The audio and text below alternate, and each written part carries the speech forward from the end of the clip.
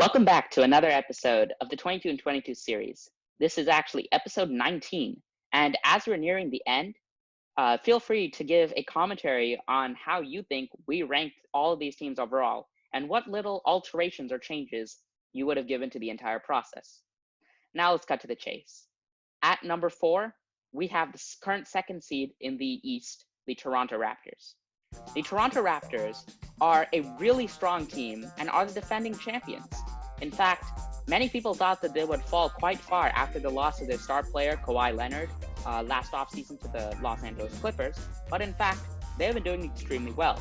They have a 46-18 record going into the bubble, and they are going to be playing 8 games against really solid competition before they enter the playoffs, likely as the second seed.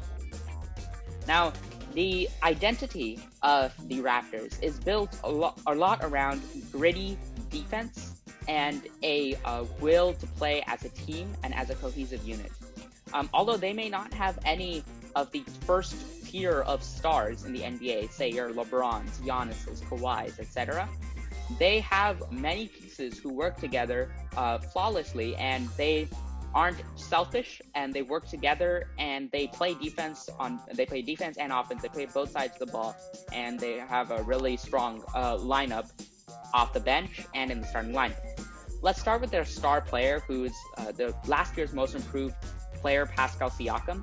He has done even better this season, and he has clearly shown that he is the new alpha of this Raptors team. He has developed into a possible top 15 or top 10 player, according to some, and he is averaging close to 25 points per game and leading on very efficient field goal percentage shooting.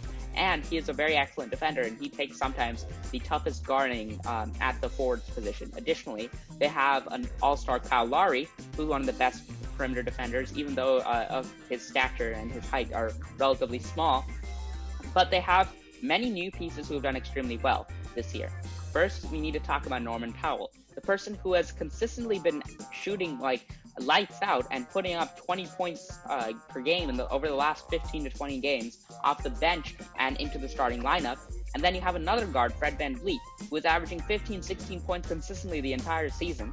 Then you have a defensive superstar, OG Anunoby, at the small forward position, who is almost coming close to Kawhi levels at the position. And you have centers like Serge Ibaka and Marc Gasol, who have been holding down the fort at the center position. Now, the team up north, although we may not think that they're going to repeat, they have a strong chance at doing really well in this bubble. Although they have games against some really tough opponents, including the Lakers, Heat, Celtics, Bucks, Sixers, and the Nuggets, I think that the Raptors will likely go 5-3 in these games and position themselves in the second seed, and definitely moving on to the second or third round. Now's the portion where we talk about our individual rankings of the teams. Now, as you might have heard last episode, I had the Celtics at number 4, which probably gives a good indication that I had the Raptors at 5. Now, although this is kind of a what you would consider a hot take, I still really like the offense of the Celtics over the defense of the Raptors. I believe that the gap in the offensive talent between the two teams is quite insurmountable when you compare their defenses. If you look at some of the offensive firepower coming out of the Nuggets, you see players such as Kyle Lowry who can average like 20. You see Pascal Siakam who can average 20, and then you have then you get to some more inefficient shooters or rare scorers or players who haven't performed up to part of the season, such as Marc Gasol, Serge Ibaka averages 10, and Norman Powell and Fred VanVleet shoot terribly from the field, but they still put up 16 or 17 a game. I like the Raptors team a lot, but I just think that just having players such as Kemba Walker, Jaylen Brown, Jason Tatum, Gordon Hayward, and so many more on the Celtics is just too much for the Raptors to handle, and I take the Celtics over the Raptors in a playoff match. So I think that the Celtics have a better chance at winning. I still think that the Raptors are supremely talented, though. All right, so I have the Raptors actually 2 spots higher at number 3, which I think is definitely higher than most people would put them. And people always can want to say that the Raptors are nothing without Kawhi, or at least not nothing, but maybe not as good as they were last year without Kawhi. But I think I'll just let the record kind of speak for itself. They currently actually have a better record than they did last year when they had Kawhi, and additionally, they have a better record currently than the Clippers do with Kawhi. And I think that, and all of this happened with both Kyle Lowry and Pascal Siakam injured for multiple weeks during the season. So the Raptors are really just as good as they were last year, which was a team that won the championship, or maybe a little bit worse, but pretty much on the same caliber in my opinion.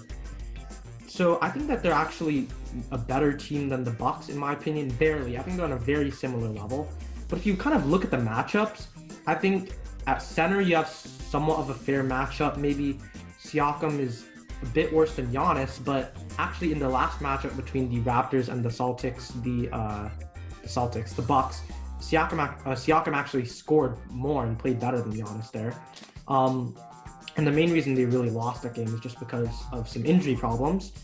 OG Anunoby and Chris Middleton is maybe a similar situation in that OG Anunoby is a bit worse. But he is a very good defender and can at least maybe hold him off.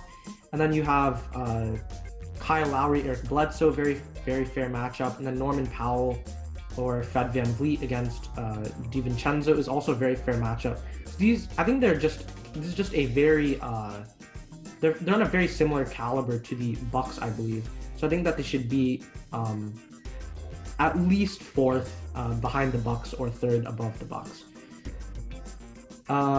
Yeah, so that's why I basically have the Raptors at 3 instead of 5, I guess. Okay, so I actually had a different take than both of you. I have the Raptors at number 4. I think it's very ridiculous to put the Raptors above the Bucks. That's just a comparison that you cannot make. That's a very, very hot take, and I think we're going to discuss that in a future video where we talk about the Bucks. But going back to the Raptors, I think that the Raptors are probably not better than the Celtics just because the Celtics have a better offensive team. I don't think that makes them better than the Raptors because the Raptors, they had many injured players and they were still able to have one of the best records in the East, better than a healthy Celtics team. I think, like Andy said, that really speaks for itself, but how good the Raptors really are, and you shouldn't really underestimate them. But when you compare the Raptors to the top 4 or the other top 3 teams in the NBA, which are the Bucks, the Lakers, and the Clippers, I think that the Raptors can't really go above them. And I think that we kind of already, I've kind of already discussed why the Bucks shouldn't be above the Raptors. I think that's a pretty ridiculous comparison. With the talent that the Bucks have, there's no way that the Raptors can even compare. The Raptors don't really have anyone to guard Giannis that well. Like, I guess Pascal Siakam can go in him, but that's not really going to work that well. Like, who's going to guard Chris Middleton? Like, OG Anunoby or whatever? Like, I don't know. Like, just the sheer talent of the Bucks, that's just way better than the Raptors. And then when you look at the Clippers and the Lakers, I don't really have to like talk about this too much. I think it's already kind of a given that they're better than the Raptors. I really feel like I don't have to discuss that. But I think that the Raptors should be at number 4. They're definitely one in the discussion for top 4 team. Like they're definitely one of the top 4 teams in the NBA. But I think they're like the 4th team. They're not gonna go above that, in my opinion. Well, that wraps it up for this segment of the 22 and 22 series. Check out what we're going to have at number 3 tomorrow at 2 p.m. PST. And leave a like and subscribe to our channel to hear more content and be notified whenever we release a new episode. This has been us, the Benchwarmers, and we're signing off. See ya.